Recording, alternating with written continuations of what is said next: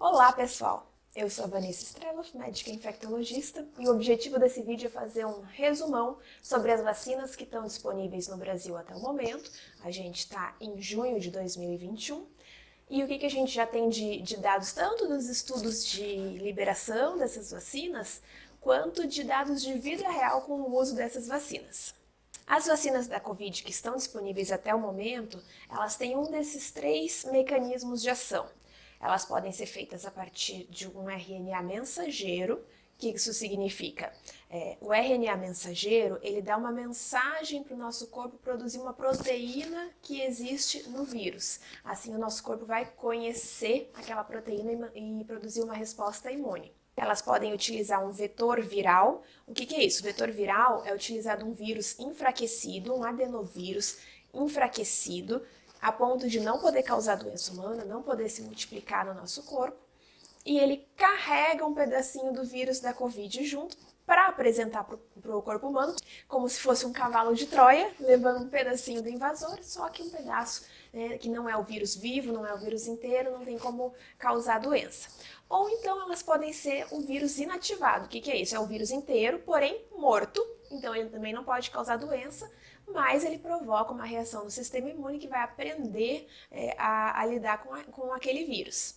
Essa metodologia de fazer vacina através do vírus morto, ela é a mais antiga dessas três que eu mencionei. Mas as outras duas também já estavam em desenvolvimento antes da Covid. Já tinha outras vacinas em desenvolvimento com essas tecnologias.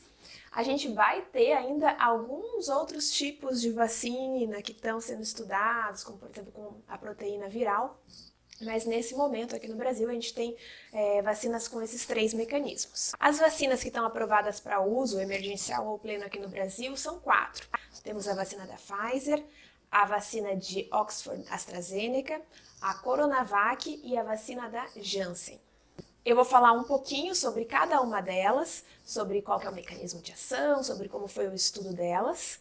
E a primeira que eu vou falar é ela, a Pfizer. A vacina da Pfizer foi a primeira vacina de RNA mensageiro que foi apresentada, cujos dados foram apresentados. Ela é uma vacina que utiliza 2 doses para produzir sua imunidade completa. Nos estudos de liberação, apresentou uma eficácia de 91%. Esse gráfico que eu estou mostrando, o que ele significa? Ele vem diretamente do estudo de aprovação da vacina. O estudo dividiu as pessoas em 2 grupos, o grupo que tomou placebo e o grupo que tomou vacina. O grupo que tomou placebo está ali em azul e o grupo que tomou vacina em vermelho. Após a administração da vacina, esses pontinhos significam o diagnóstico de Covid.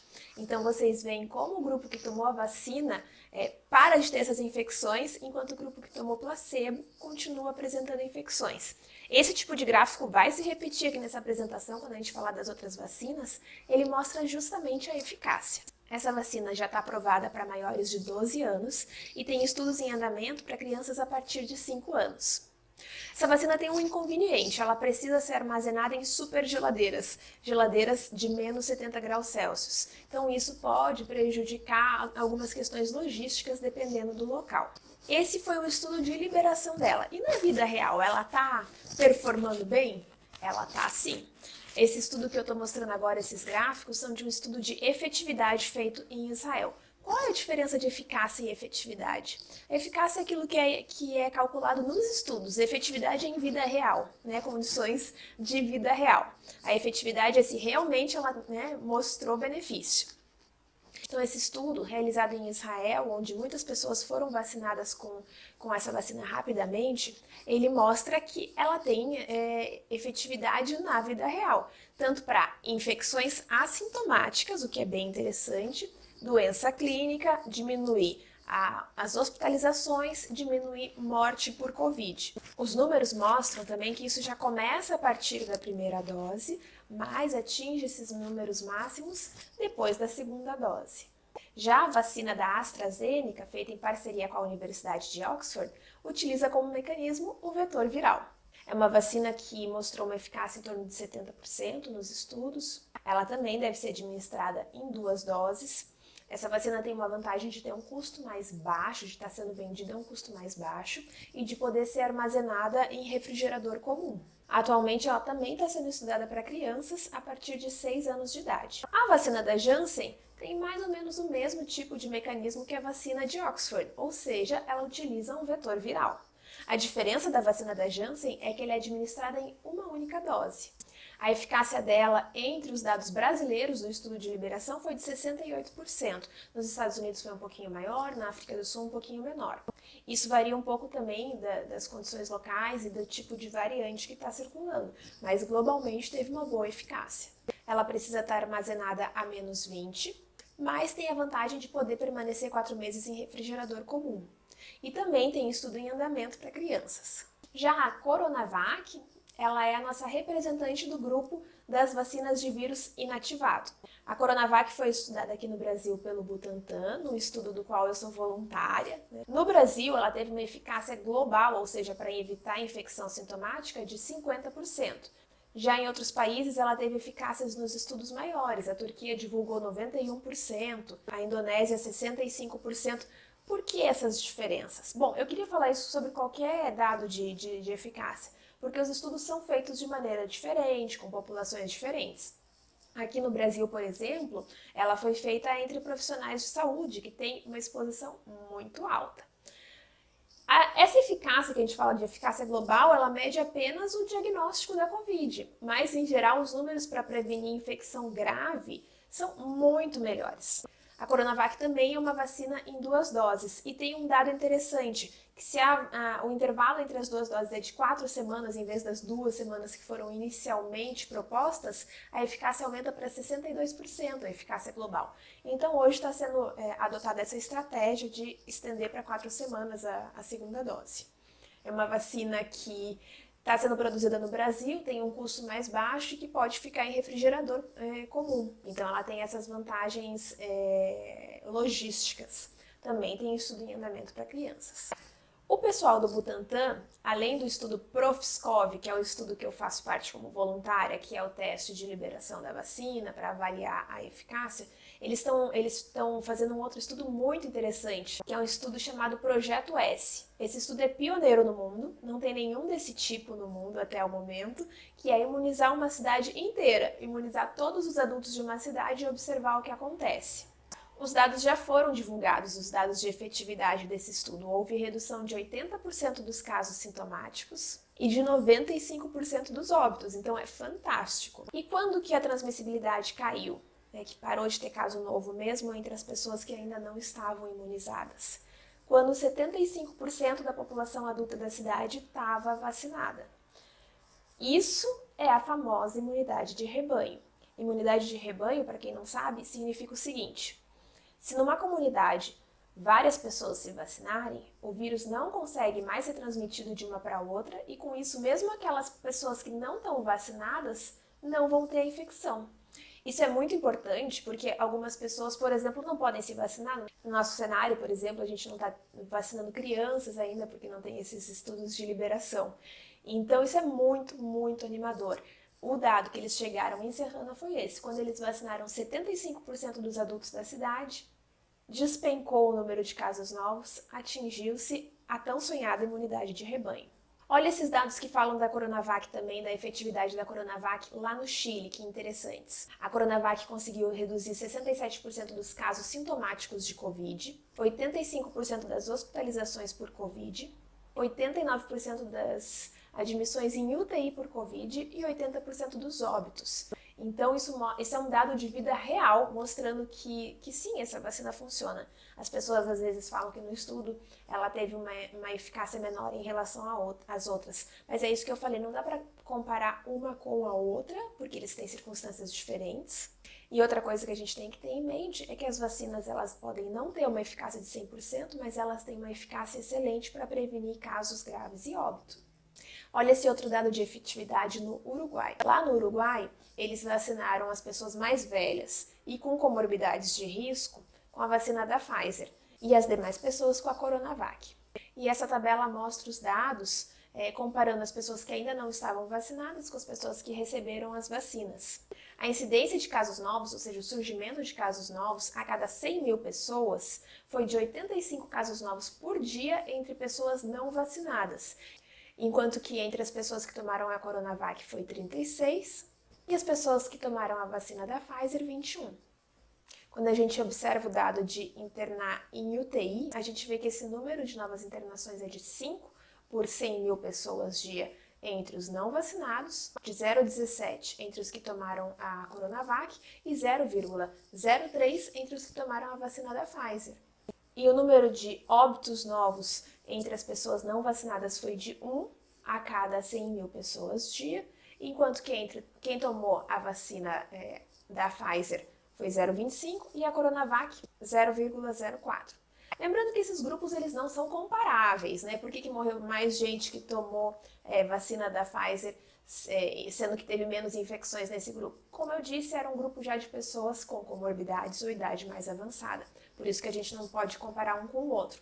O que a gente deve observar é como caiu o número de infecções novas, de admissões hospitalares em UTI e de óbitos. Tem um estudo que está sendo feito na Escócia também, que ainda não está publicado, mas que eles já divulgaram os dados, para mostrar a efetividade das vacinas em evitar internações novas. Esse estudo mostrou que quem tomou a vacina da Pfizer teve 85% menos internações por Covid, e quem tomou a vacina de Oxford da AstraZeneca teve 94% menos risco de internar por Covid no hospital. Então, maravilhoso, dados de vida real também. E aqui pertinho, como estamos? Bom, esse gráfico é interessante, ele mostra a taxa de idosos nas UTIs do Paraná, leitos de UTIs destinados à Covid.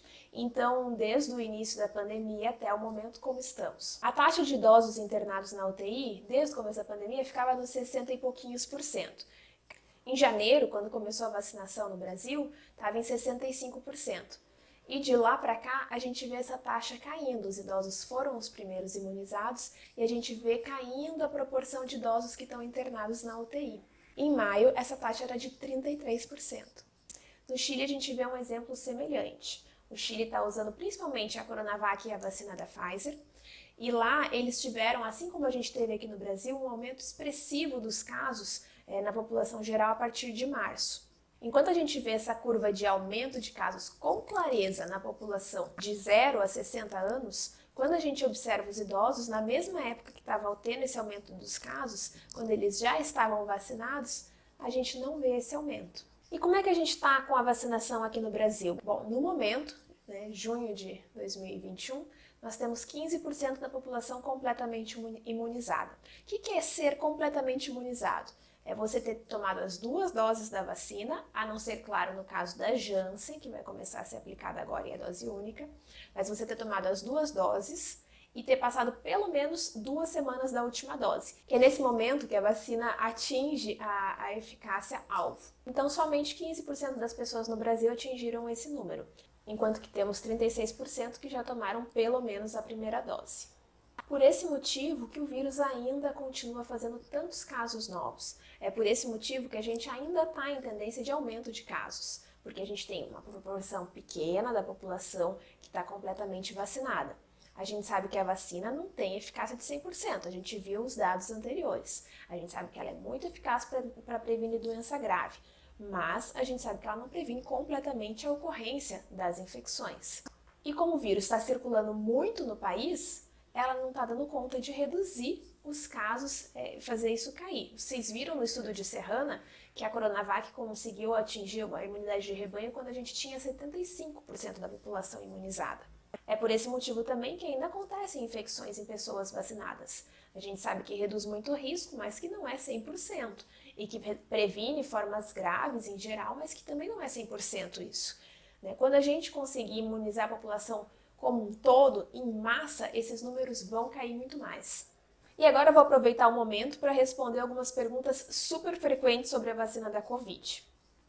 Vacina da Covid causa Covid? Não. Como vocês viram lá no começo que eu falei sobre os mecanismos, nenhuma das vacinas é feita com o vírus da Covid vivo. Então, vacina da Covid não transmite Covid.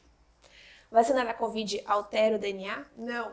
Nem de perto. As vacinas do RNA mensageiro, como eu mencionei, elas são uma instrução para a produção de uma proteína. Não chega nem perto do nosso DNA.